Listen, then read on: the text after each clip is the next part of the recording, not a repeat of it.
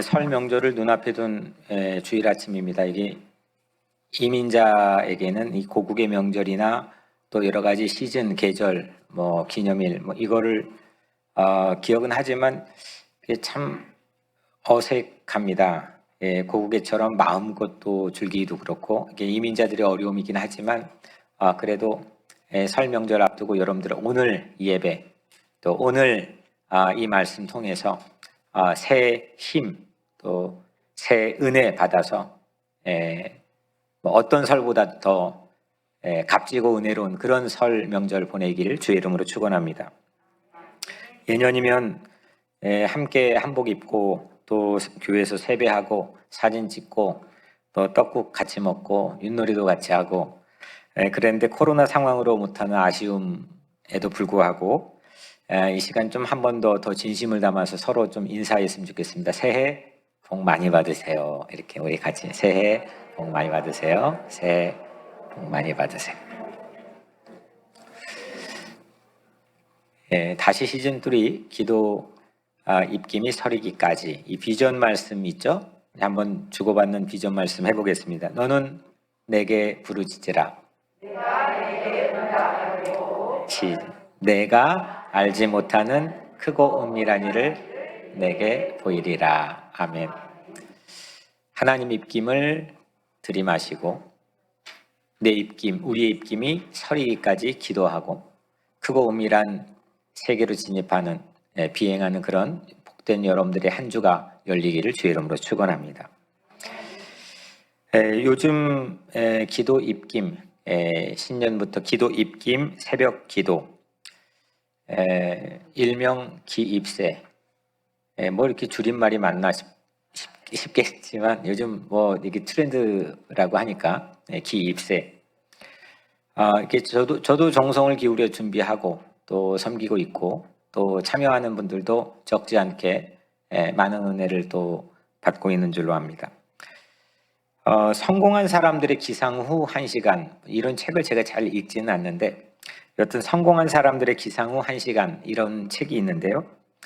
64명 세상에서 무언가를 성취한 그런 사람들을 엄선해서 어떤 연구단체에서 엄선해서 뭔가 되는 모닝 루틴, 뭔가 이렇게 만들어내는 모닝 루틴, 이거를 연구를 해서 만든 책이 성공한 사람들의 기상 후 1시간이란 제목의 책입니다.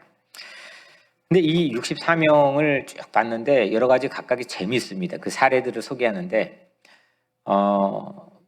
무서울 정도로 64명이 같은 공통점 하나가 있는데 그 공통점이 기상 후 1시간 동안 스마트폰을 절대 하지 않는다는 겁니다. 그러니까 그게 삶의 우선순위가 깨어나자마자 아니라는 거죠. 기상 후 첫 번째 생각, 딱 깨었는데 첫 번째 내가 하는 생각, 또 첫 번째 하는 행동, 이게 이 64명의 공통적으로 하루 전체를 관리하고 하루 전체를 지배한다는 걸로 이 책에서 소개하고 있습니다. 상당히 이게 우습게 볼 얘기가 아닙니다. 우리는 그냥 무심코 하루 딱 눈 뜨고 여러 가지 다양한 생각을 하고 다양한 행동을 여러분들이 하시겠지만 이게 내 하루를 바꾸어 놓고 하루를 끌고 가는 힘이라는 겁니다. 내가 아무리 똑똑해도 알고 있는 것과 그걸 실제로 살아내는 거는 이건 엄청난 차이입니다. 실제 나는 알고 있는데 바보로 사는 모습들도 어마어마하게 많이 있지 않습니까? 그래서 오늘 여러분들의 도전하기는 요즘 하게 되는 기입세, 기도 입김 새벽 예배가 여러분들의 하루 첫째 생각, 또 여러분들의 하루의 첫 번째 행동이 되기를 축복합니다. 이게 4시에 일어나든 6시에 일어나든 9시에 일어나든 일어나는 시간부터가 우리에게는 아침이잖아요. 여튼 여러분들이 형편과 사정에 그 아침을 맞이하시되 기입세가 꼭 아닐지라도 엉뚱하고 우리를 좀 잡아먹고 우리를 흔들어버리는 그런 생각이나 행동으로 하루를 여는 게 아니라 또 아니면 무의미하고 아무것도 이건 나에게 이득이 안 되는데도 그걸 습관적으로 하는 것 말고 뭔가 요즘 이렇게 하면 플랭크 식스팩이 만들어진다는데 그걸 하던 뭘 하던 기도를 하던 내가 딱 눈 뜨자마자 내일부터 한번 여러분들을 도전합니다. 그리고 한 걸음 더 깊이 들어가 보면 여러분들 눈 뜨자마자 하나님 찾고 하나님께 감사하고 하나님께 기도할 수 있는 그런 행동과 생각을 갖게 된다면 그 하루 여러분들의 삶이 바뀌고 그 하루하루가 모여 여러분들의 인생이 바뀌어지게 되는 그런 능력이 여러분들에게 있게 되기를 주의 이름으로 축원합니다. 지난주 기입세 안 들으셨어도 괜찮습니다. 지난주 새벽 예배 기입세는 5일이죠. 화, 수, 목, 금, 토 8장 마태복음 8장과 9장에 관한 말씀을 함께 나누었고 오늘은 이 8장 초반 부분입니다. 8장 9장에서 5번 회복 기도, 그 다음에 풍랑을 길들이는 기도, 또 귀신 추방 기도, 기회 붙잡는 기도, 또 어제는 주께서 가르치신 기도. 이 5가지 다 외우실 필요는 없고요. 이런 말씀들을 함께 나누었습니다. 그리고 마태복음 5장, 6장, 7장은 산상수훈이죠. 산상수훈에서 세상에서는 볼 수 없는 무언가 이게 정말 아주 특이한 권위가 있는 그런 말씀을 예수님께서 산상수훈에 담아주셔서 2000년이 지난 우리에게도 복음의 코어, 복음의 핵심으로 우리가 삼고 있습니다. 산에서 내려온 직후 7장이 끝나고 8장 1절부터 8장 마태복음 9장 이 부분은 무엇에 대해서 말하느냐? 권위에 대해서 말씀합니다. 예수님의 권위. 예수님이 하나님께서 위임하신 이 권위. 똑같은 사람이에요. 똑같이 밥 먹고 똑같이 길 다니고 똑같이 말하는 사람인데 하나님의 아들로 왔다고 하는 무슨 증표를 어떤 증거로 우리가 만나고 삼고 믿을 수 있겠습니까? 이 사건의 스파크가 일어나야 되는 건데 근데 이 8장 9장은 계속 반복해서 여러분들 묵상하고 읽게 되면 예수님이 가지는 어떤 막강한 위대한 어떤 그 권위를 풍랑을 길들이고 또 나병 환자를 치유하고 또 무덤 사이에서 막 미친 귀신 들려가지고 미쳐있는 무덤에 거주하고 있는 두 사람을 예수님께서 귀신을 죽게 하시고 그리고 또 뭐죠? 풍랑을 길들이는 기도했죠. 저도 헷갈리네. 그 다음에 기회를 붙잡는 기도.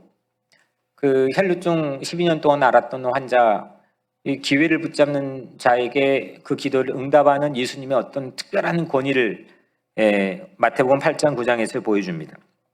그러니까 바다에서 거리에서 무덤에서 장례식장에서 동분서주하는 이곳저곳에서 이 마태는 그러니까 예수님의 권위가 이런 거다. 곳곳에 지금 증거되고 있는 권위를 이렇게 쫙 하고 우리에게 보여주고 공개합니다.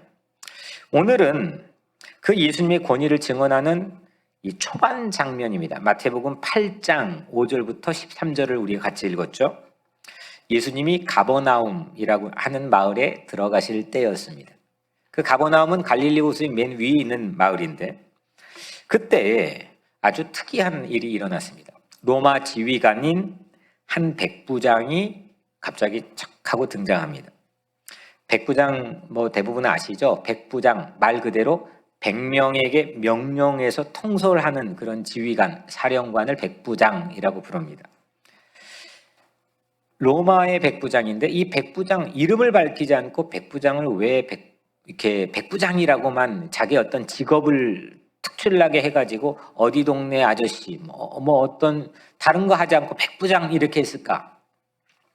분명히 그는 군인 제복을 입었을 겁니다. 유니폼을 입었을 겁니다.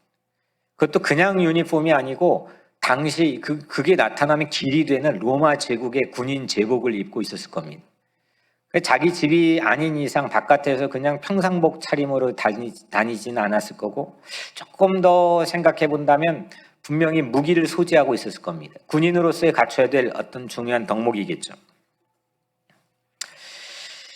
근데 이 제복벗은 평범한 모습이었으면 모를까 이 백부장 이렇게 소개한 이상 그 자태만으로 충분한 우리가 모였는데 지금 경찰이 딱 들어왔다고 칩시다. 이게 분위기 공기가 완전히 바뀌어지는 거죠. 뭔가 이 경찰이 갖는 권위가 있는 겁니다. 이것처럼 제복 입고 무기 소지하고 한 백부장이 착 하고 예수님 앞에 나타났습니다.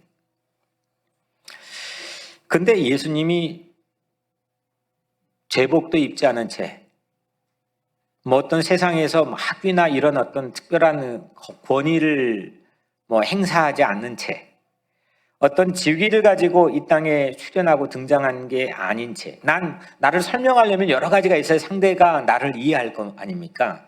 그런 설명에 대한 권위가 특별히 필요 없이 딱 서 있는데 백부장이 딱 왔습니다. 한번 상상해 보죠. 이 장면을. 유니폼 입고 무기 소지했을 가능성이 많은 로마의 사령관인 그 백부장이 딱 하고 앞에 있고, 그 다음에 그냥 평범한 시민의 모습, 평상 차림으로 있는 예수님의 모습 딱 만났습니다. 오늘 여기에서 아주 놀라운 우리에게 주는 메시지가 발견이 됩니다. 여기서 백부장은 더욱이 이게 예기치 않는 돌발 행동을 하나 합니다. 5절에 예수께서 가버나움에 들어가시니 한 백부장이 나와 간구하여, 그렇죠? 예수님이 들어가니까 백부장이 나왔는데 한 가지 돌발 행동을 했습니다. 뭐냐면 간구하되입니다. 간구하여라고 하는 건 헬라어로 파라칼레오인데,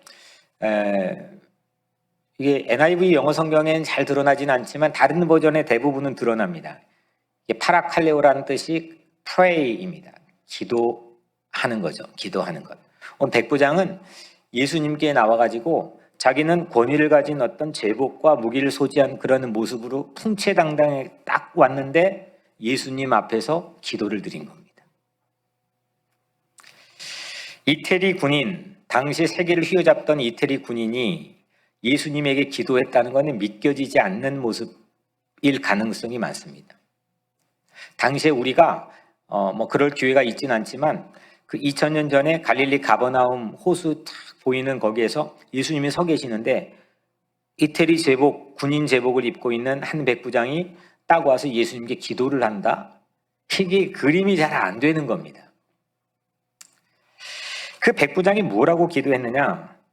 그 기도문을 오늘 본문은 소개하고 있는데, 주여 내 하인이 중풍병으로 집에 누워 몹시 괴로워하나이다.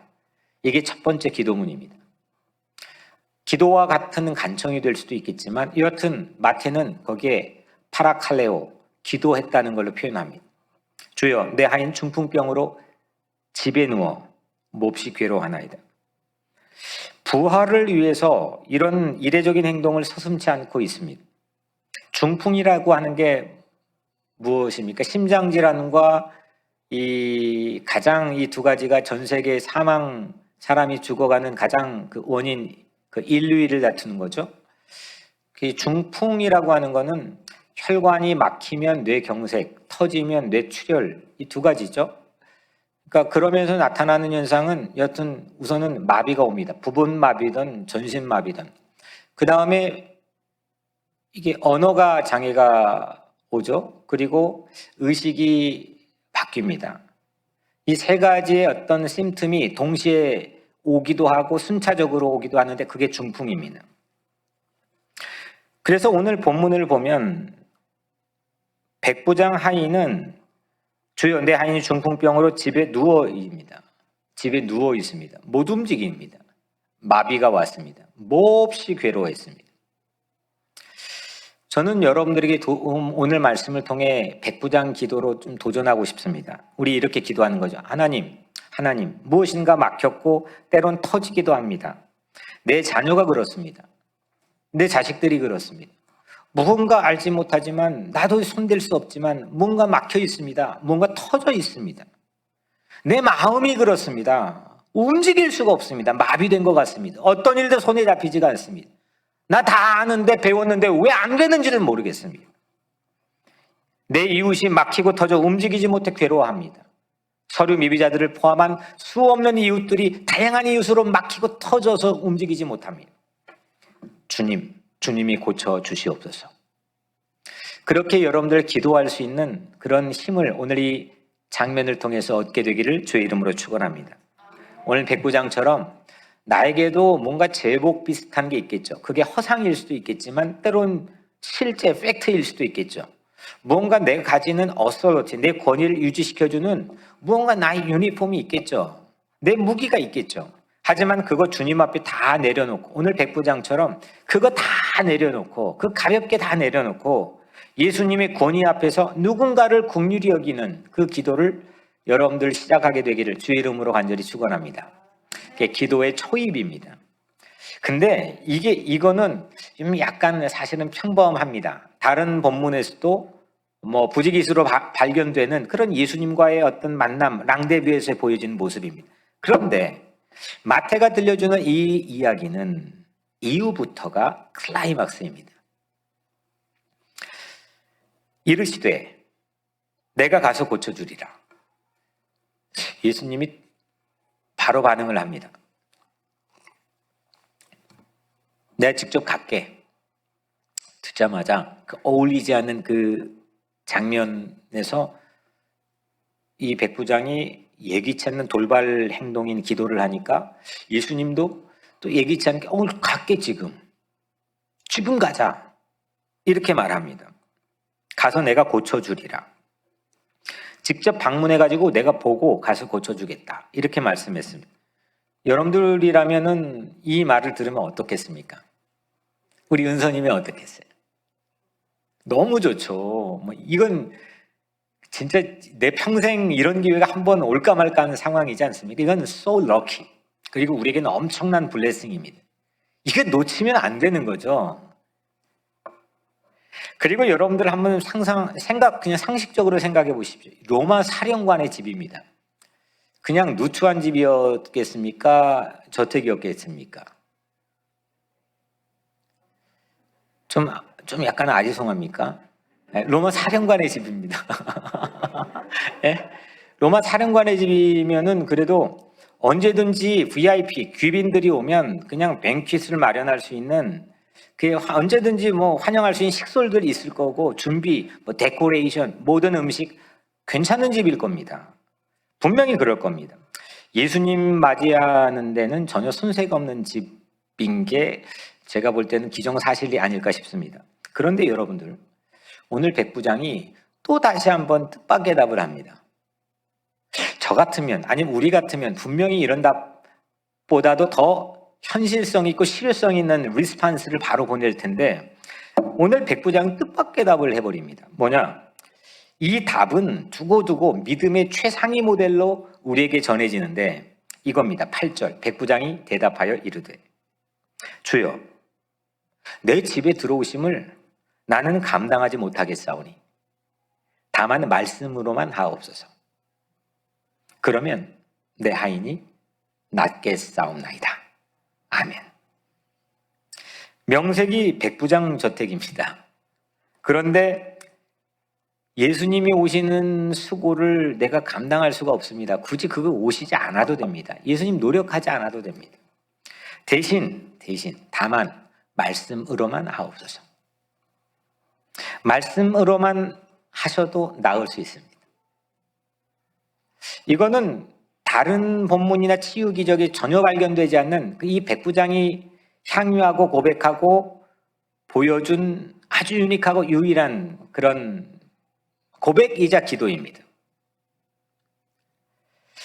다만입니다. 다만 말씀으로만 just say the word. 여러분들에게 이런 다만 이게 있습니까? 다른 거 다 뺏기고 다른 거 다 어무러져도 다만 이거 그게 그리고 다만이라고 하는 게 정말 가치 있는 걸 여러분들 가지고 있습니까? 어떤 상황에서도 여러분들 누르면 다만 just 나에게는 그게 하나님 있습니다. 그거면 됩니다. 이런 게 있습니까? 다만 오늘 이 백부장은 단지 말씀으로만 넉넉하다고 믿었습니다. 말씀 하나면 충분하다고 믿었습니다. 여러분들 방문하고 말씀하는 말 중에 어떤 게 직접적 효력이 있다고 생각합니까? 당연히 그렇죠. 믿음이 좋으신 분은 말씀으로 생각하겠지만 저 같은 경우는 아주 상식적이고 평범한 사람이라 저는 방문을 선택합니다. 방문을 하면 직접 가서 쳐다보고 보고 여러분들 만약에 아팠다고 칩시다. 네, 진짜 미치도록 아픕니다. 그런데 의사에게 전화해가지고 나 이렇게 아픈데 처방전 좀 해주세요. 이것과 아픈 게 의사 안 된다는데도 가가지고 보여주고 청진기계 하고 입 벌리고 그렇게 하는 게 훨씬 더 여러분들의 마음이 편하겠습니까? 직접 보는 게 훨씬 편하겠죠. 당연히 그렇게 할 겁니다. 그런데 백부장은 거꾸로 우리에게 보여줬습니다.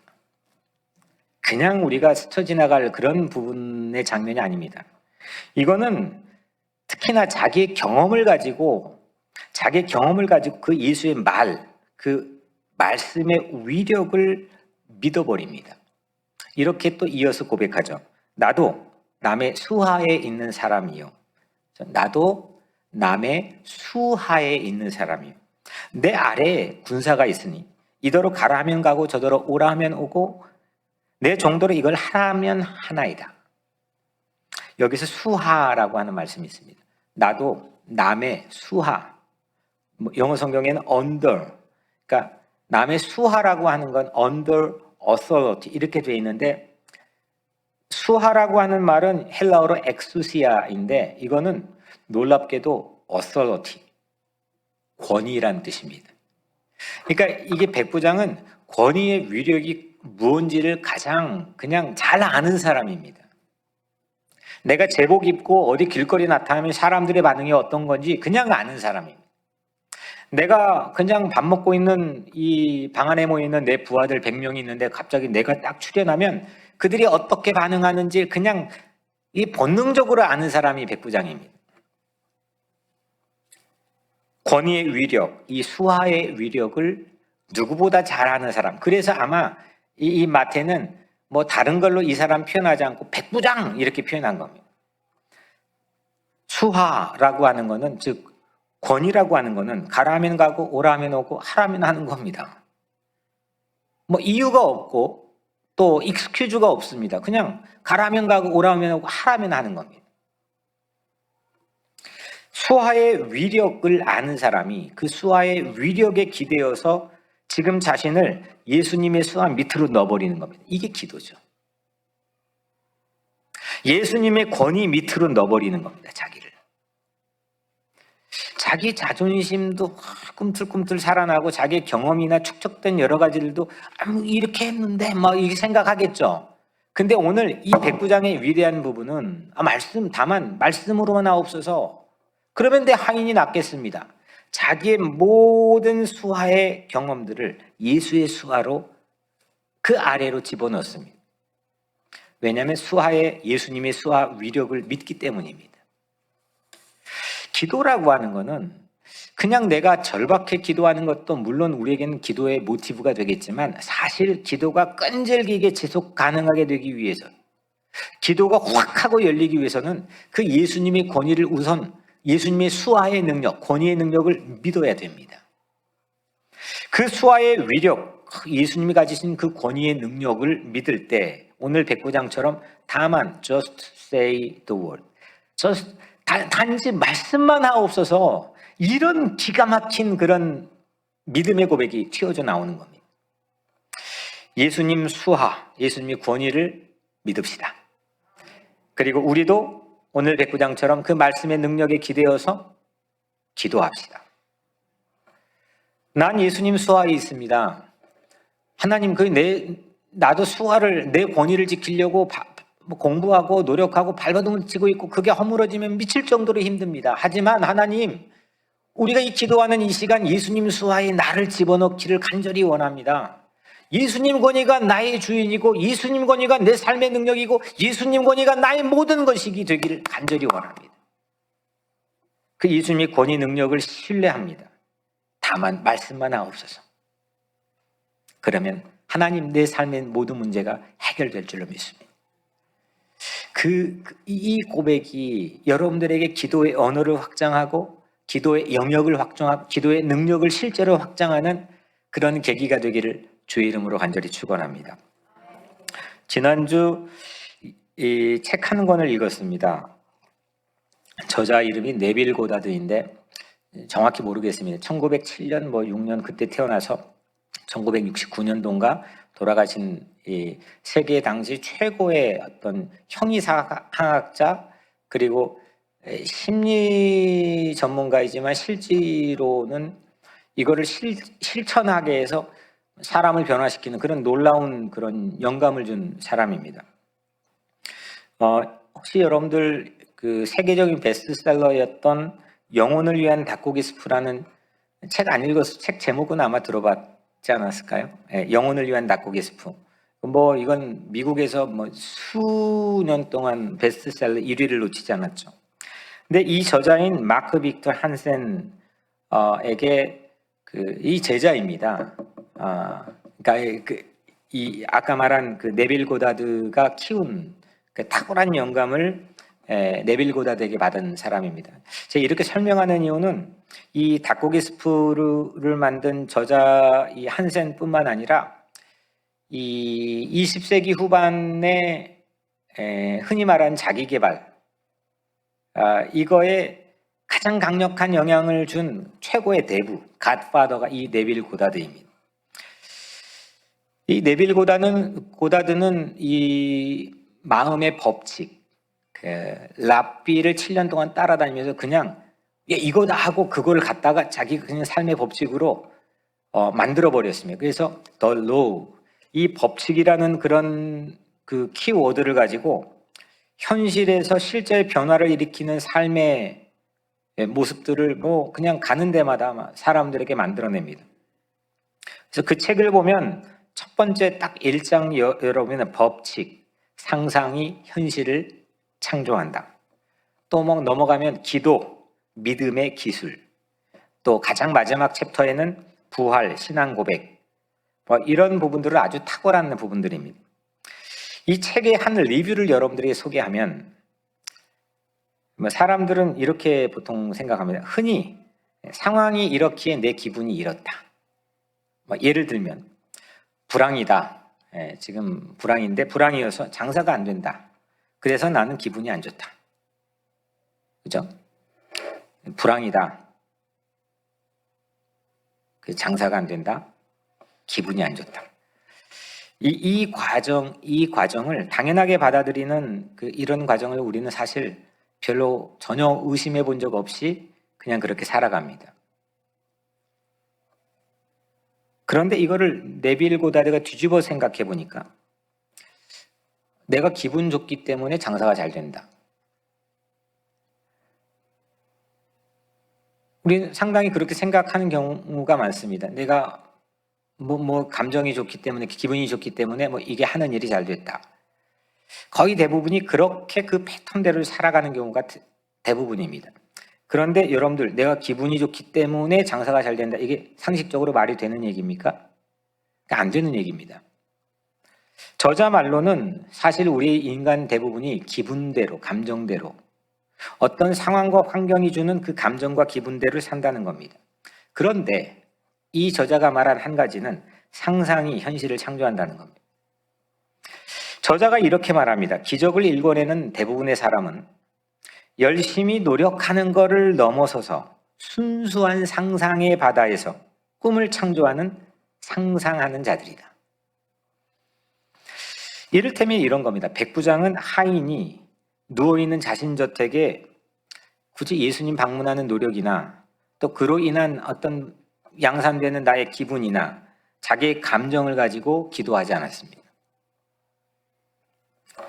예수님 말씀만 하시면 자기 혼자 가는 도중에 이게 백부장이 집에 가는 도중에 말씀만 하십시오. 난 가는 도중에 내 하인이 낫는 소식을 들을 겁니다. 그러니까 미래에 있는 결과를 끌어다가 그걸 가지고 기도한 겁니다. 물론 대부분의 여기에도 지금 한 분이 계시는데 이 뉴저지에 이 미국의 최고의 CEO들이 몇만 불씩 일주일에 쏟아부어가지고 마인드 컨트롤, 자기의 삶이 어떻게 그냥 겁이 없어진답니다. 거기 일주일 갔다 오면 수술을 막 받고 다녀도 뜨겁지가 않다는 겁니다.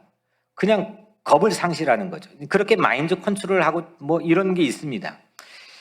이런 사람들의 어떤 갓파더 역할이 네빌 고다드가 하는 건데 그 사람들은 제가 볼 땐 자기개발 영역에서 그냥 한 면만을 본 겁니다. 오늘 우리가 이 말씀에서 네빌 고다드가 주고 있는 공헌을 생각해 보자면 지금 내가 기도했더니 그 결과를 마주합니다.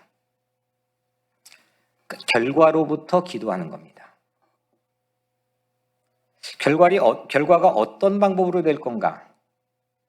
그게 중요한 게 아니고, 이 문제로부터 나타나는 결과가 나에게 주는 기분이 어떤 건가? 그게 중요한 게 아니고, 하나님 내 힘듭니다. 나 어렵습니다. 뭐 이런 것도 물론 전혀 터부시할 필요는 없겠지만, 그게 중요한 게 아니고, 이 결과, 여러분들 뭘 위해 기도할 겁니까? 지금 새벽마다 가지고 내가 그냥 손에 들고 다니는데, 노란색 페이퍼, 기도 제목. 뭘 기도할지를 사실은 모릅니다, 잘. 그거에 대해서 막 10장, 막 20장 써내라고 해도 써낼 수 있는 사람이 되어야 되는데, 내가 이게 결과가 뭐가 될지에 대해서 집중적으로 생각해 본 적이 많지 않습니다. 근데 오늘 네빌 고다드보다 조금 한 단계 더 깊이 영적으로 들어가 있는 백부장은 그거 하는 겁니다. 결과를 가지고 기도하는 겁니다. 이 책의 274페이지에는 이런 얘기가 있습니다. 여러분은 문제가 어떤 방법으로 해결될지에 대해서는 지나친 관심을 두지 말고, 오직 문제가 무엇이며 해결된 상태가 어떨 것인지에 대해서만 신경을 쓰십시오. 다시 읽습니다. 오직 문제가 무엇이며 해결된 상태가 어떨 것인지에 대해서 신경을 쓰십시오. 모든 문제 안에는 해결된 상태가 이미 존재합니다. 병든 것 안에는 건강이 있습니다. 가난 안에는 부유함이 있습니다. 속박은 자유를 품고 있습니다. 바로 이거죠. 물론 문제에서 파생되는 내 감정도 중요하고 내 기분도 중요하고, 그것도 실제 내 삶에 영향도 미치겠지만, 전부 다 그것만 가지고 살아갑니다. 내 기분이 어떻지? 내 감정이 어떻지? 전부 다 보면 똑똑하다는 사람들도 그거에 끌려가서, 그게 인생이 사실 살아가는 삶의 패턴의 전부입니다. 물론 또 한 가지, 결과까지 가는 방법, 어떻게 가지? 어떤 방법으로 가지? 기차 타고 갈까? 비행기 타고 갈까? 걸어갈까? 이 방법도 중요하지만, 그것이 결과를 보게 하는 힘, 결과를 막 20페이지, 30페이지 써낼 수 있는 그런 상상, 믿음, 이걸 전부 빼앗아 갈 수 있다는 겁니다. 기분대로 사는 것, 중간의 과정에 집중하는 것. 문제 안에는 해결된 결과가 반드시 있다는 걸 우리는 믿고 삽니다. 아멘? 누구 때문에? 예수님의 수하 위력, 권위 때문에. 그 결과를 끄집어 와가지고 믿음으로 기도한 사람이 백부장입니다. 말씀만 없어서 그럼 내 하인이 나을 겁니다. 백부장의 문제가 뭡니까? 하인이 아픈 겁니다. 예수님이 권이면 그 문제, 하인이 아프다는 이 문제 안에 예수님의 말씀의 권이라고 한다면 하인이 낫는다는 결과를 이미 가지고 있었습니다. 그것도 말씀만 하면 낫는다는 그 믿음을 가지고 있었어요. 다만 말씀으로만 이런 기막히는 방법도 지금 백부장은 어렵지 않게 지금 이 기도하는 순간에도 살고 있습니다. 결과로부터 기도한다는 것, 결과에 대해서 분석, 결과를 생각하고 이 결과로부터 기도한다는 것은 결국 예수님의 권위에 대한 믿음으로부터 가능합니다. 그걸 믿을 때 내 결과 내가 앤서 답할 수 있어. 문제는 있는데 답을 못 씁니다. 내가 기도로 요청해야 될 게 뭔지 모릅니다. 5분 하면 끝납니다. 그러니까 그냥 그렇게 사는 겁니다. 그 예수님의 권위에 대한 확실한 믿음이 있을 때 그 결과가 오늘 내가 살아가는 삶의 모습이 되는 겁니다. 귀신 들린 소년이 있었는데 예수님이 고쳐줍니다. 마가복음 9장에 보면. 근데 그 아버지가 하도 딱해서 예수님에게 말하죠. 무엇이든지 만약에 예수님 할 수만 있다면, 이렇게 말하니까 예수님 뭐라고 답하냐면, 할 수 있거든요. 무슨 말이냐? 믿는 자에겐 능히 하지 못할 일이 없느니라. 아멘. 이 바로 그 말씀입니다. 결과가 어떻게 될는지 모르는 상황에서 할 수만 있다면 이라고 하는 것은 가정입니다. 그리고 거기에 도달하기 위해 노력해야 됩니다. 할 수만 있다면. 근데 이게 예수님의 반응은 무슨 일이냐 할 수만 있다면 이게 아니라는 겁니다. 이게 무슨 말이냐? 할 수 있거든요. 무슨 말이냐 이겁니다. 결과를 믿고 기도하면 능히 하지 못할 일이 없다는 거죠. 이게 바로 예수님의 권위의 위력입니다. 10절에 예수께서 들으시고 예수님이 이제 이걸 듣고 아주 진짜 기가 찬 겁니다. 예수께 들으시고 놀랍게 여겨 다른 자들에게 이르시되 내가 진실로 너에게 이르노니 이스라엘 중 아무에게서도 이만한 믿음을 보지 못하였노라. 누구 중에서도요? 이스라엘 중에서도. 근데 이 지금 백부장이 이스라엘 사람입니까? 유대인 아니죠? 국적이 어디예요? 이태리입니다. 이태리 로마가 국적입니다. 이방인입니다. 근데 이스라엘 중에서도 아무에게서도 이만한 믿음을 내가 본 적이 없다 이겁니다. 여러분들 하나님이 일하는 방식을 훤히 알아야 마땅한 이스라엘 백성 중에서도 이만한 믿음을 보지 못했다고 말씀합니다. 그러니까 이 사람은 이방인인데 우리도 이렇게 성서의 앵글 입장에 보면 우리도 이방인이잖아요. 그러니까 이 예수님의 권위를 가지고 결과를 끌어다가 이렇게 예수님의 칭찬을 받는 사람 이방인은 이 유일합니다. 유일한 게 처음입니다. 그러니까 우리에게는 가장 믿음의 선봉이 되는 거죠. 실제 그거에 대한 말씀이 그 다음에 이어지는데 동서로부터 많은 사람이 이르러 아브라함과 이삭과 야곱과 함께 천국에 앉으려니와. 동서는 이스라엘 중심으로 동쪽 저 이라크 이쪽입니다. 서쪽 저 북아프리카 리비아 이런 쪽입니다. 이쪽으로부터 흩어졌던 모든 이방인들, 하나님을 알지 못하는 모든 이방인들이 아브라함과 이삭과 야곱과 함께 천국에 앉으려니와. 거기 오히려 이방인들이 막 몰려온다는 겁니다. 머자나 사방에서 모일 이방인들의 선봉이 바로 너야. 이방인 바로 백부장이야. 우리가 그런 결과를 가지고 사는 여러분들 되기를 축복합니다. 그 칭찬을 듣는 겁니다. 여러분들 잘 아시는 히브리서 11장 1절 말씀. 믿음은 바라는 것들에 바라는 겁니다. 희망하는 거, 바라는 것들의 실상이고 보이지 않는 것들의 증거입니다. 이게 오늘 백부장이 보여준 모습이죠. 믿음은 아직 볼 수 없는 결과를 이미 내 손바닥에 놓고 볼 수 있게 만들어준 단서가 믿음입니다. 예수님의 권위를 믿는 겁니다. 인정하는 겁니다. 이 결과를 끄집어다 손바닥 안에 놓고 맵처럼 지도처럼 믿음으로 오늘 내 행동과 사고와 상상이 변화된다는 겁니다. 이게 오늘 백부장이 우리에게 기여해주고 있는 믿음의 선봉장으로서 보여지고 있는 모습입니다. 오늘 마지막 절에 예수께서 백부장에게 이르시되 가라, 네 믿은 대로 될지어다 하시니 그 즉시 하인이 나으니라. 아멘. 멋있지 않습니까? 내가 갈게 했어요. 예수님이 아프다 그러니까 갈게 그랬는데 안 돼, 말씀만 그랬더니 그래 가라, 너 혼자 가라. 놀라운 결과가 펼쳐집니다. 그럼 혼자 가라. 너가 믿은 대로 그대로 되리라. 네가 결과를 끄집어다가 그 결과를 나에게 말한 대로 그대로 되리라. 네가 그대로 살리라. 너가 믿은 그대로 결과가 나타날 것이라고 말씀했습니다. 오늘 설교의 제목이죠. 믿은 대로. 네 믿은 대로. 이겁니다. 여러분들은 무엇을 믿고 있습니까?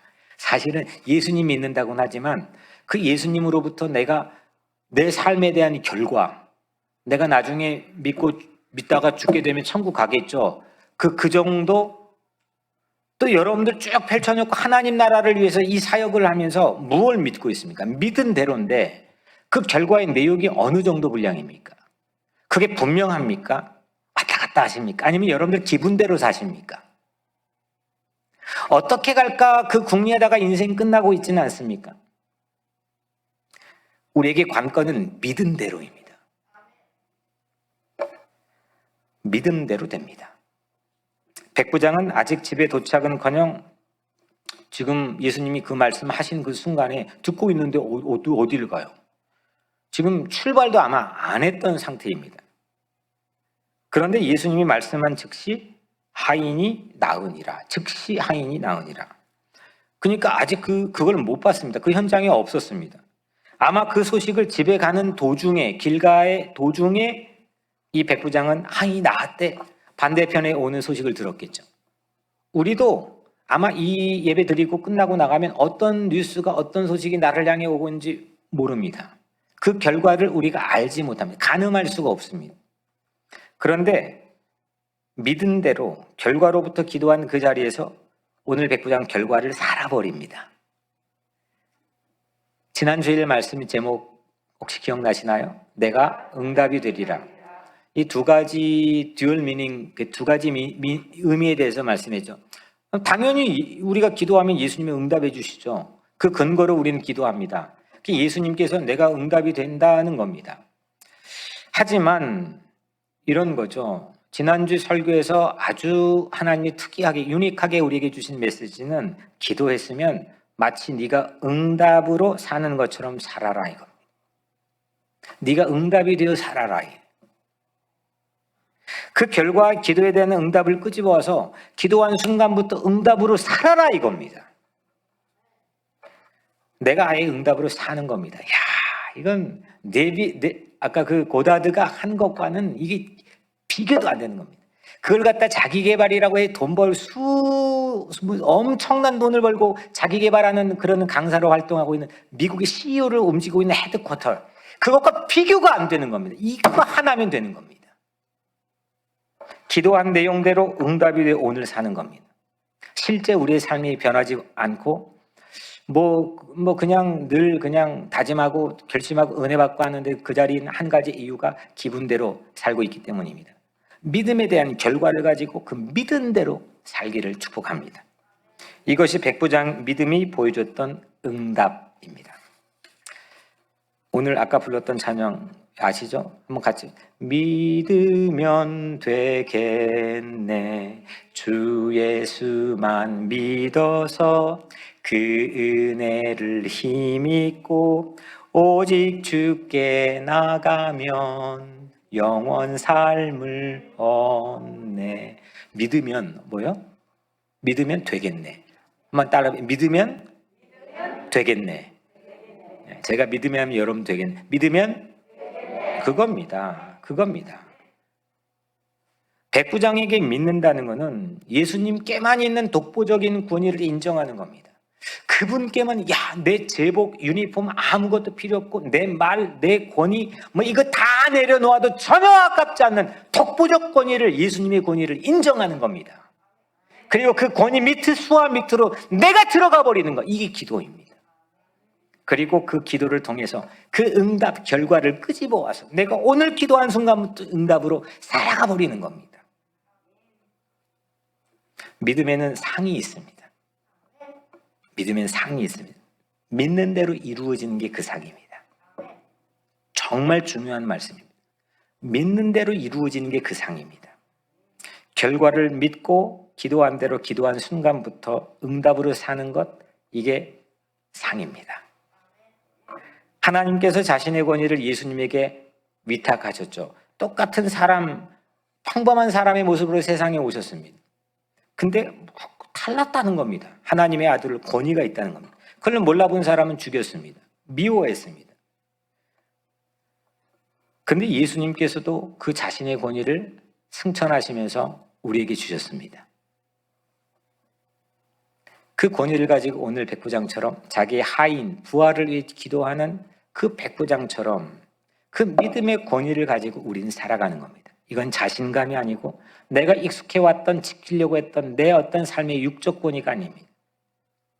사람이 다 나를 인정해 주지 않아도 조금도 흐트러짐 없이 내 내면의 하늘로부터 주어지는 영적 권위, 그걸 가지고 살아가는 게 신앙인의 사명입니다. 사랑하는 여러분, 우리도 막히고 터진 누군가를 위해 기도합시다. 기도 입김이 서리기까지 기도할 것은 믿음으로 기도하는 겁니다. 믿는 대로 결과를 오늘 응답이 되어 살라고 하는 것, 그렇게 살라고 하는 게 서리기까지의 의미 아니겠습니까?